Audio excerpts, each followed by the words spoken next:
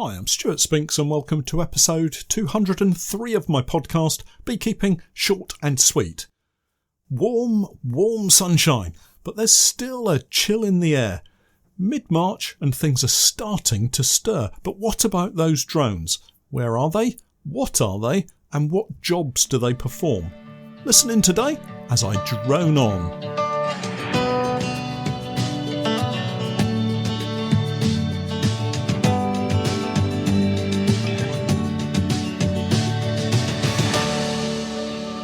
Beekeeping Short and Sweet, a beekeeping podcast for the inquisitive beekeeper with a short attention span. A beekeeper, in fact, just like me. I'm delighted to say that our podcast is now sponsored in part by Simon the Beekeeper. Making beekeeping an affordable hobby for everyone, Simon the Beekeeper provides the best value beekeeping equipment possible, along with a super fast delivery service.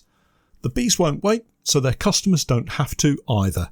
Visit the website at www.simonthebeekeeper.co.uk. Hi everyone, welcome to the podcast on this bright and sunny Sunday morning. Yep, here we are in our new weekly slot of a Sunday morning, and I hope it hasn't caused you too much upheaval waiting for the podcast since last Friday. I have to say, it's beginning to look a lot like the new beekeeping season is upon us.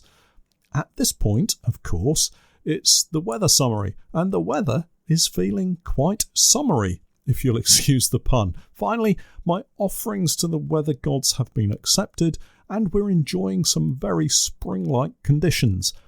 Temperatures are hitting the magical 15 degrees Celsius, referred to as T-shirt weather in the beekeeping world, and offering up the opportunity of a quick inspection or two. More of that in a moment, but first back to the weather. And we had some very dirty rain last week. Sand and dust blown up from the Sahara, apparently. All I know is the truck was covered in a blanket of dust and sand once the rain had stopped. The local car cleaning businesses will be very busy this weekend, that's for sure. There must have been tons and tons of the stuff in the air when you think it's been dropping out of the sky over Spain, heading north and finally dropping on us. Is there any sand left in the Sahara Desert at all, I wonder? Anyway, back to the now, and looking out of the window this morning, it's blue skies all round. The sun is going to push the midday temperatures up, and no doubt beekeepers everywhere will be rushing around, donning bee suits, lighting smokers and diving into their hives. It's just so exciting to finally get back into those magical boxes after the long winter layoff. Do remember though that spring breeze is still quite cooling.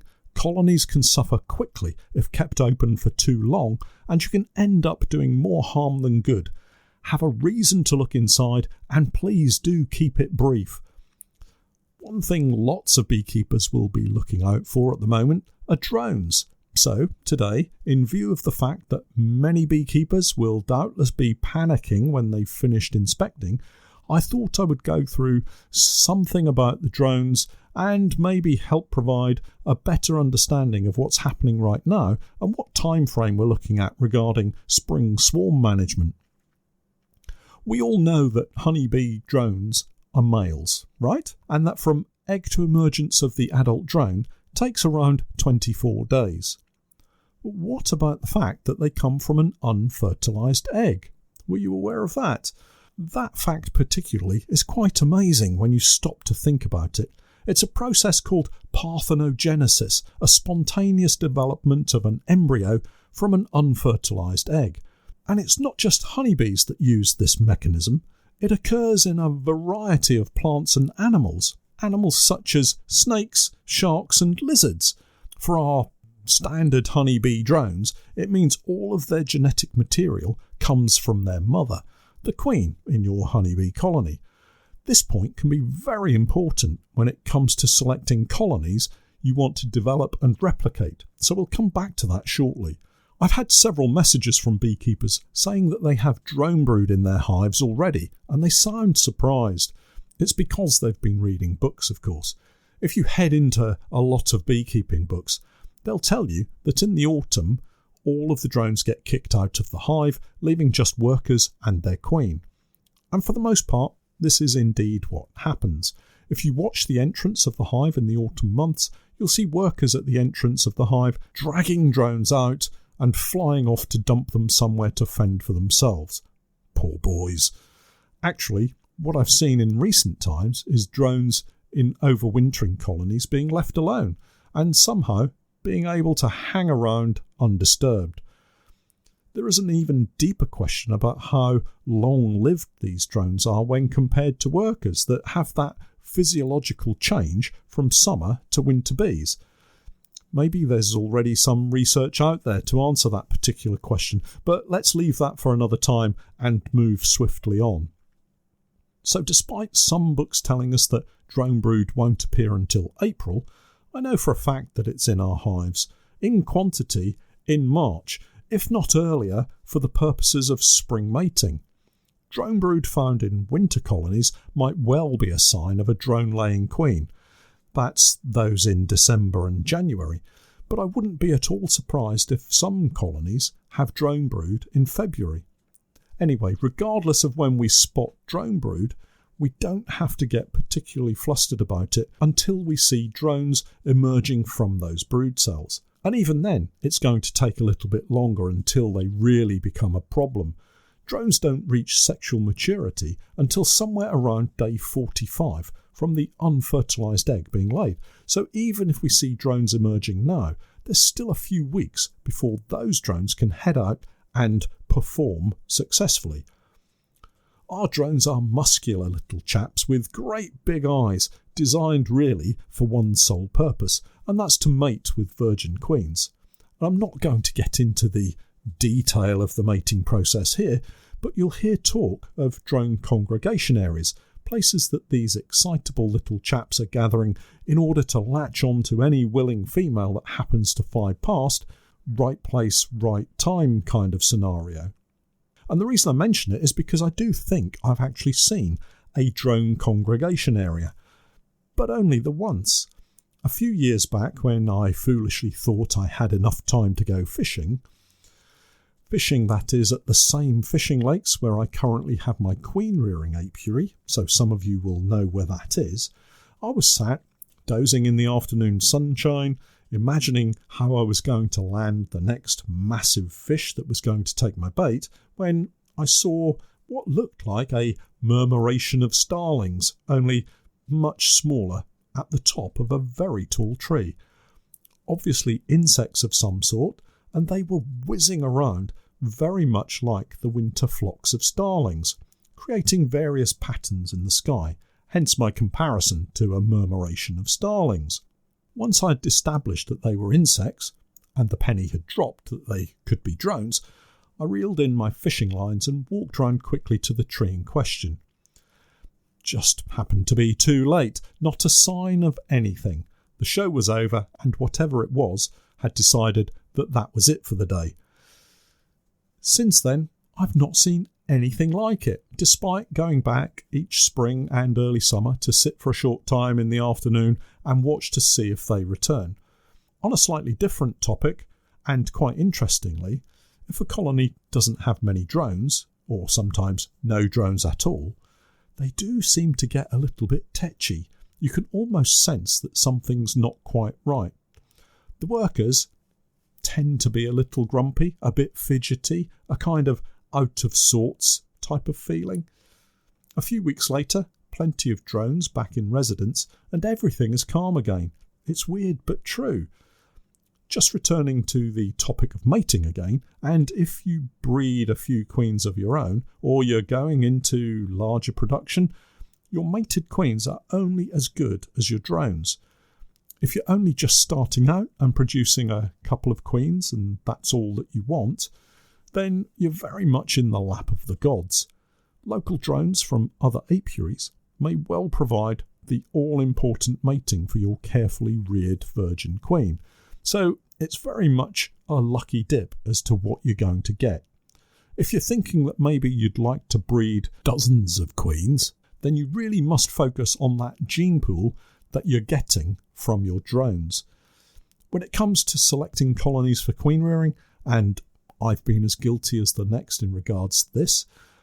I've spent an awful lot of time and effort trying to identify the right colony to donate the eggs or the very young larvae that will become the virgin queens, and then, almost as an afterthought, chosen a few colonies to be the drone donor colonies, whereas it probably ought to be the other way round, or at least equal thought should be given to the supply of drones as the selection of the mother queens.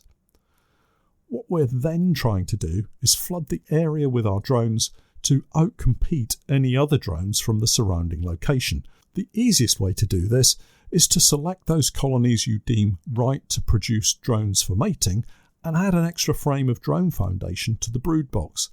Once it's drawn and laid, you'll have an abundance of drones of your choice ready for action, albeit you'll have to wait around 45 days.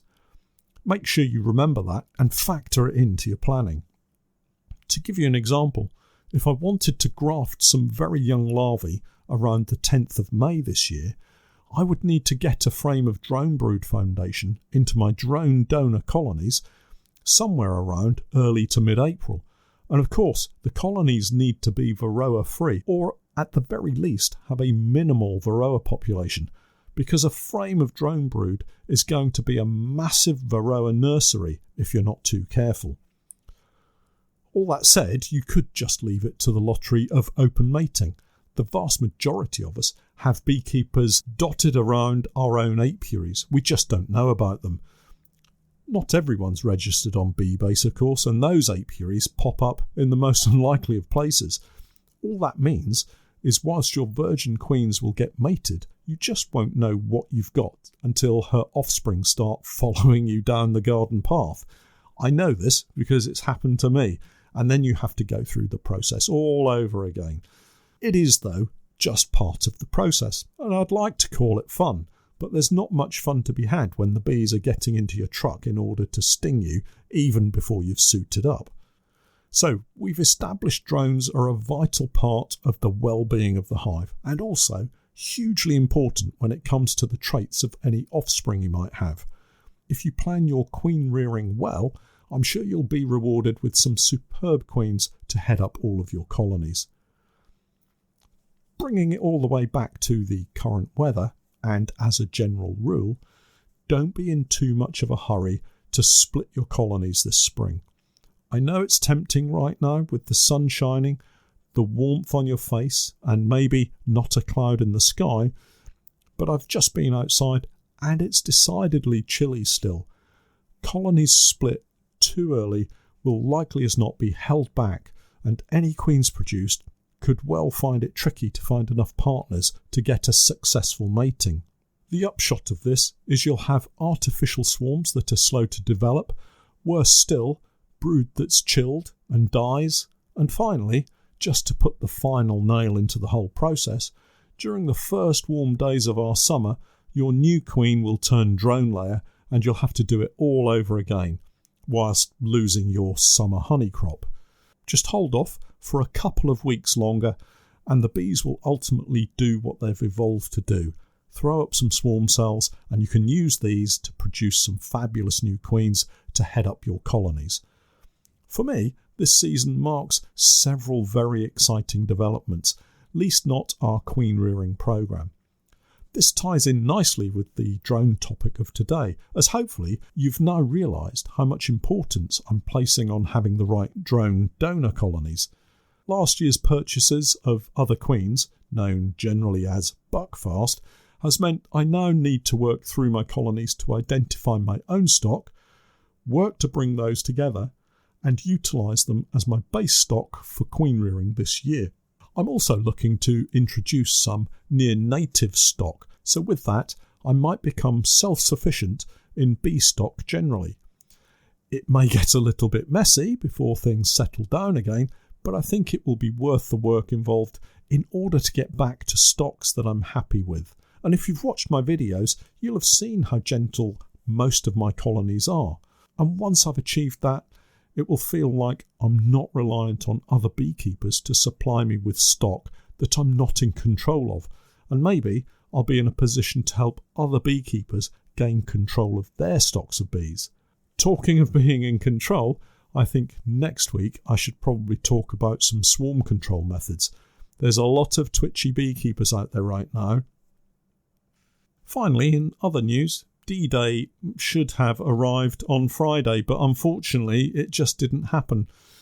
The delivery of new equipment should have been with me on Friday, but unfortunately because of a haulage issue and driver issue, it actually didn't arrive. It's been collected and is now being held by the haulage company for delivery on Monday. So hopefully next week, by the time the podcast comes out, we'll have it all sorted.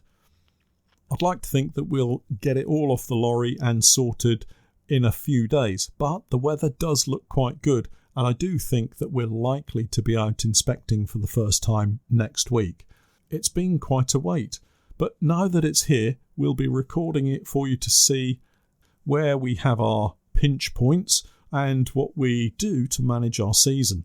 Do stay tuned, watch the videos, sign up on Patreon, and see how we get on this season. I'm sure it's going to be quite an interesting roller coaster for us all. So do join me as we progress through this season.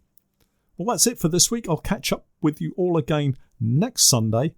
But for now, remember, I'm Stewart Spinks, and that was Beekeeping Short and Sweet.